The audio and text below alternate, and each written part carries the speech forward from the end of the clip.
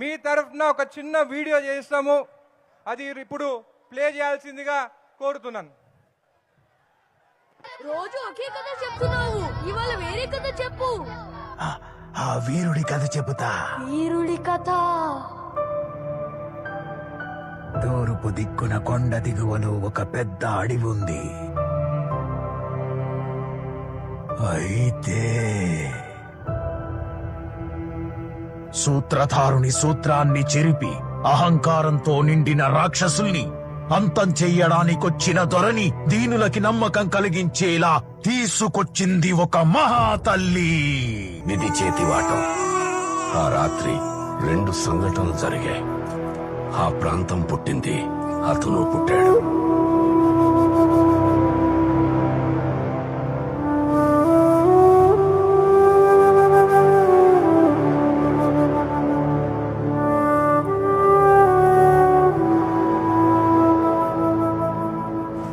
కాల్చే మంటల్ని ఆర్పే వర్షంలా,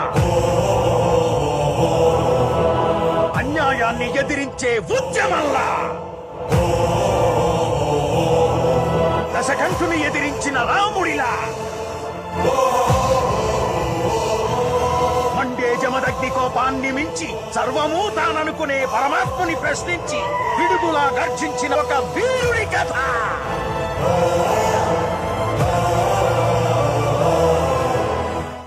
సార్, కథలో ముందుకెళ్లారు.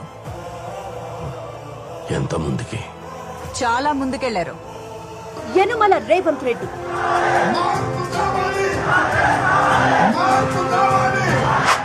మాటల్లో ఆగడు, రాజకీయాల్లో దూకుడు.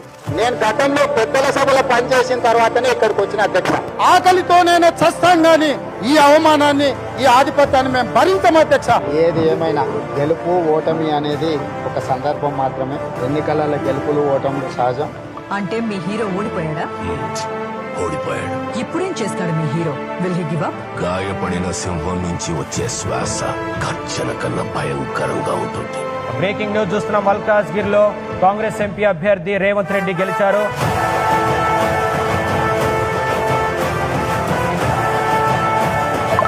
అయితే ఆల్రెడీ ఇంకొకటి అడుగు అక్కడ పడిందన్న వార్త ఎవ్వరికీ తెలియదు. రేవంత్ రెడ్డి తెలంగాణ పిసిసి అధ్యక్షుడిగా నియమితులయ్యారు. వేలాది మంది మన వెనకాల ఉంటే ఒక యుద్ధాన్ని గెలవచ్చు. అదే వేలాది మంది సైనికులకు నాయకుడు ముందుండి నడిపిస్తే ఈ ప్రపంచాన్ని గెలవచ్చు అని చెప్పిండు. వీరుడొచ్చాడు, వీరుడొచ్చాడు, వీరాధి వీరుడొచ్చాడు.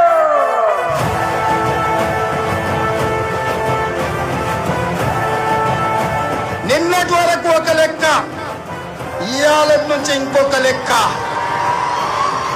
లెక్కకు లెక్క, దెబ్బకు దెబ్బ, ఒక్కడికి 100. 2006లో ఈ నియోజకవర్గంలో ఉన్న మిడ్చల్ మండలంలో నేనెవరో తెలియకుండా ఇండిపెండెంట్ గా నిలబడి పప్పు శాసన గుర్తుతోని వస్తే ఆయల్ల మీరు ఆశీర్వదించి ఈ మొక్కను నాటితే ఈ మొక్క ఇవాళ వృక్షమై తెలంగాణ రాష్ట్ర కాంగ్రెస్ పార్టీ అధ్యక్షుడై ఇవాళ మీ ముందు నిలబడ్డాడంటే అది నా గొప్పతనం కాదు మిత్రులారా, మిడ్చల్ బిడ్డల గొప్పతనం.